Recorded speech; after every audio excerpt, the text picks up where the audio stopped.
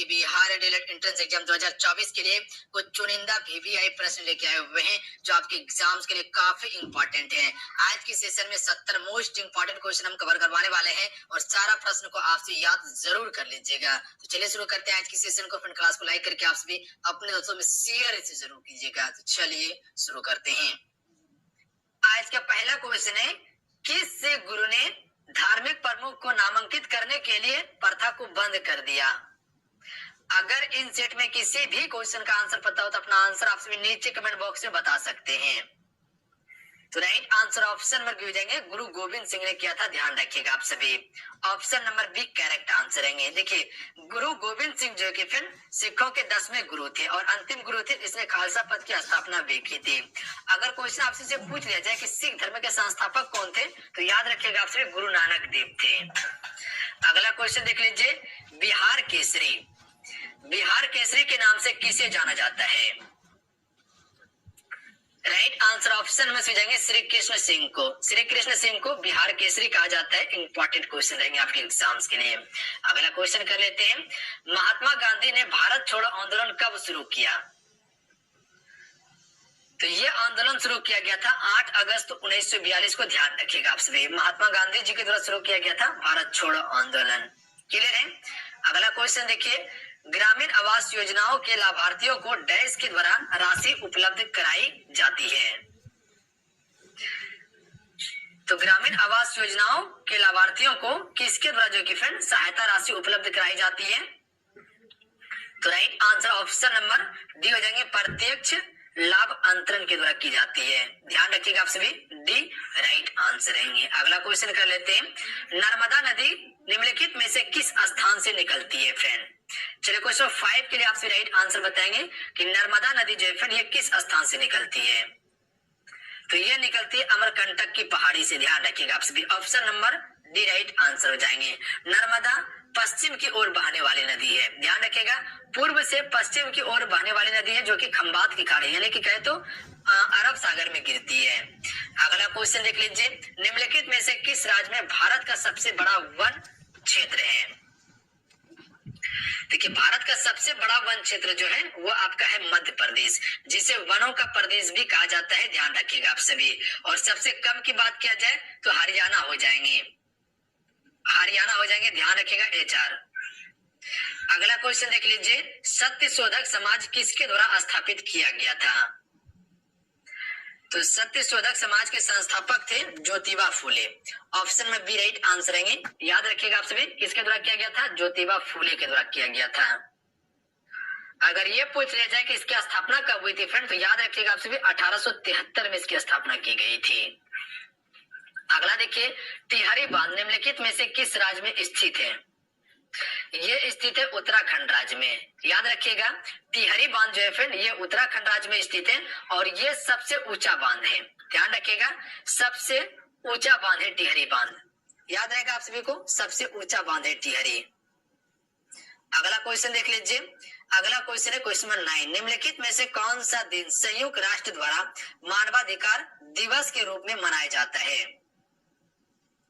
तो हर एक वर्ष 10 दिसंबर को, याद रहेगा आप सभी को, हर एक वर्ष 10 दिसंबर को संयुक्त राष्ट्र के द्वारा मानवाधिकार दिवस मनाया जाता है 10 दिसंबर को। अगला क्वेश्चन देख लेते हैं कि भारतीय संविधान के अनुच्छेद 21 किससे संबंधित है?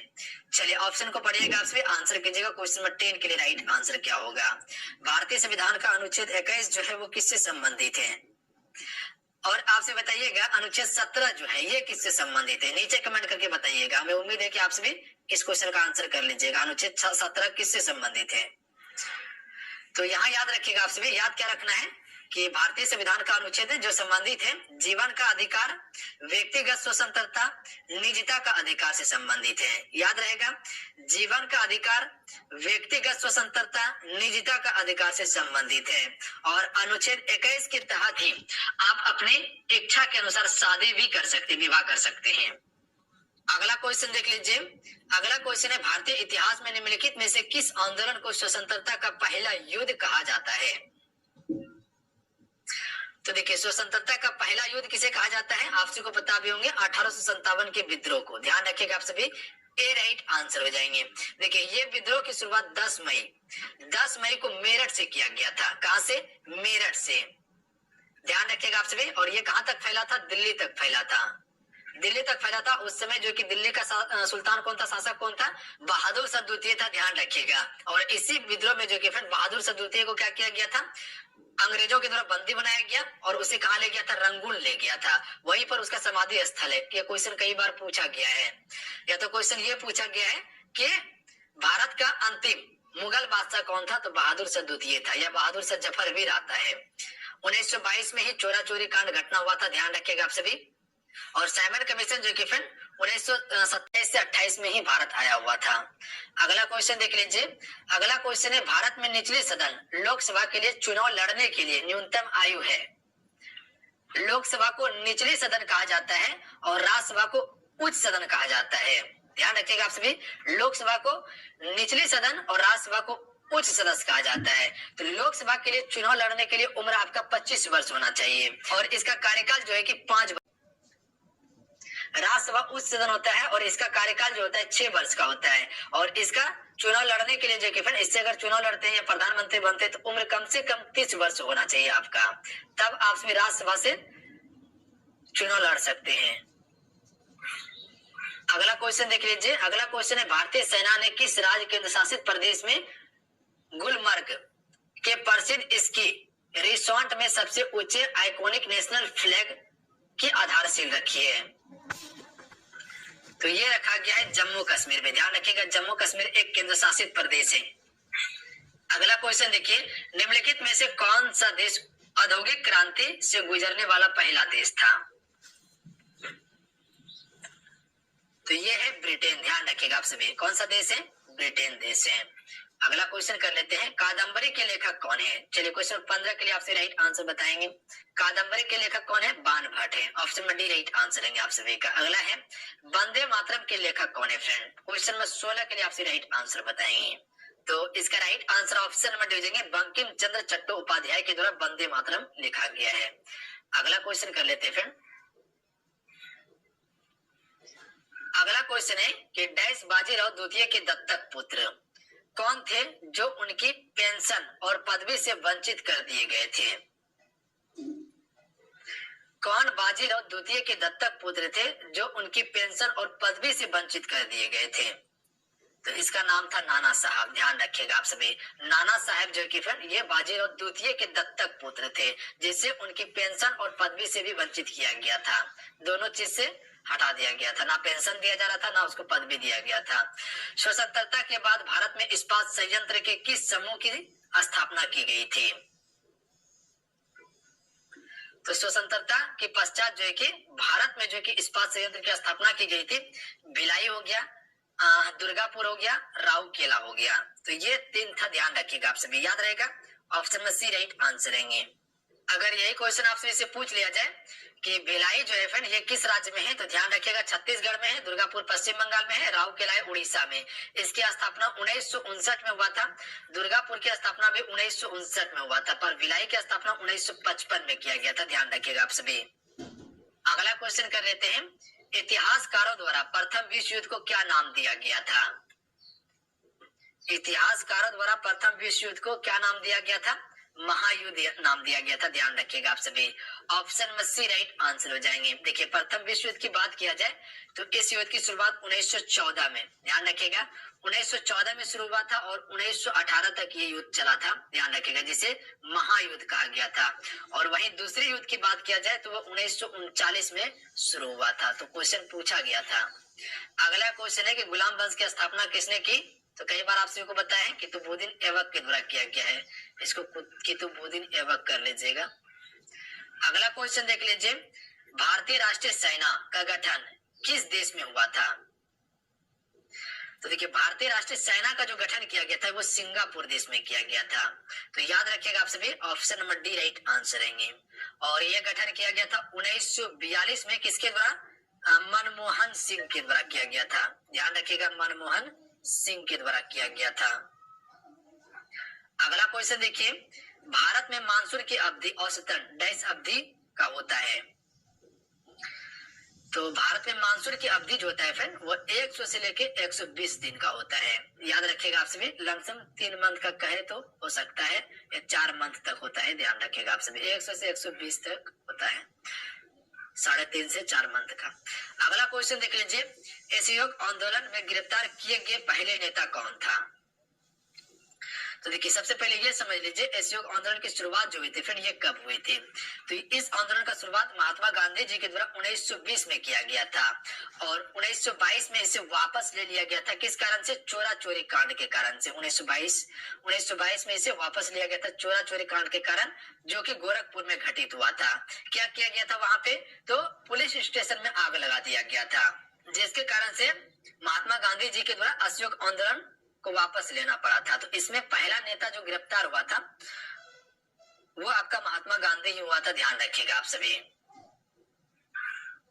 अगला क्वेश्चन देख लीजिए, अगला क्वेश्चन है रूसी संसद ने सोवियत संघ से अपनी स्वतंत्रता की घोषणा कब की? तो ये 1990 में की थी। अगला क्वेश्चन कर लेते हैं। अगला क्वेश्चन है सिंधु घाटी सभ्यता के काल में निम्नलिखित में से कौन सा एक प्रसिद्ध बंदरगाह शहर था? तो सिंधु घाटी सभ्यता के काल में प्रसिद्ध बंदरगाह शहर मात्र एक लोथल है, जो कि गुजरात में स्थित है, ध्यान रखिएगा आप सभी। अगर ये क्वेश्चन आप सभी से पूछ लिया जाए कि किस नदी के तट पर स्थित है, तो भोगवा नदी के तट पर है, ध्यान रखिएगा आप सभी। और खोजकर्ता कौन थे लोथल के? तो ध्यान रखिएगा आप सभी, रंगनाथ राव थे, रंगनाथ राव थे।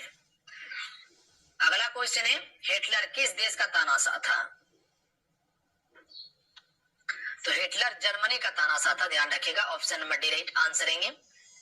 अगला क्वेश्चन देख लीजिए फ्रेंड। अगला क्वेश्चन है कि जब भारतीय अर्थव्यवस्था का उदारीकरण हुआ तब यहाँ प्रधानमंत्री कौन था? तो right answer option number B हो जाएंगे, प्रधानमंत्री जो थे नरसिम्हा राव थे, option number B right answer है, उस समय का प्रधानमंत्री नरसिम्हा राव था। अगला क्वेश्चन देखिए, अगला क्वेश्चन है भारत में वर्ष 1919 में होने वाले निम्नलिखित में से कौन सी एक बड़ी घटना थी? तो 1919 में जो घटित हुआ था जलियांवाला बाग नरसंहार हुआ था, यानी कि जलियांवाला बाग हत्याकांड हुआ था। अगला है वायुमंडल की परत जो रेडियो तरंगों को पृथ्वी पर वापस लाती है उसे कहा जाता है, तो उसे हम सभी आयन मंडल कहते हैं, ऑप्शन में डी राइट आंसर है, ध्यान रखिएगा आप सभी। अगला है द डिस्कवरी ऑफ इंडिया पुस्तक के लेखक कौन है? तो आप सभी को बताओगे कि द डिस्कवरी ऑफ इंडिया पुस्तक के लेखक जो है जवाहरलाल नेहरू है। अगला क्वेश्चन देख लीजिए, बुद्ध ने अपना पहला उपदेश कहाँ दिया था? तो बुद्ध ने अपना पहला उपदेश दिया था सारनाथ में, ध्यान रखिएगा आप सभी। किस भाषा में? पाली भाषा में दिया था। लुम्बिनी में इसका जन्म हुआ था, लुम्बिनी में जन्म हुआ था। कुशीनगर में क्या हो गया? मृत्यु हो गया था, ध्यान रखिएगा आप सभी। कुशीनगर में क्या हुआ था? मृत्यु हुआ था। अगर ज्ञान की प्राप्ति की बात किया जाए तो बोध गया, बोध गया, ठीक है, बोध गया में हुआ था। अगला क्वेश्चन देख लीजिए, संयुक्त राष्ट्र संघ यूएनओ का मुख्यालय कहाँ स्थित है?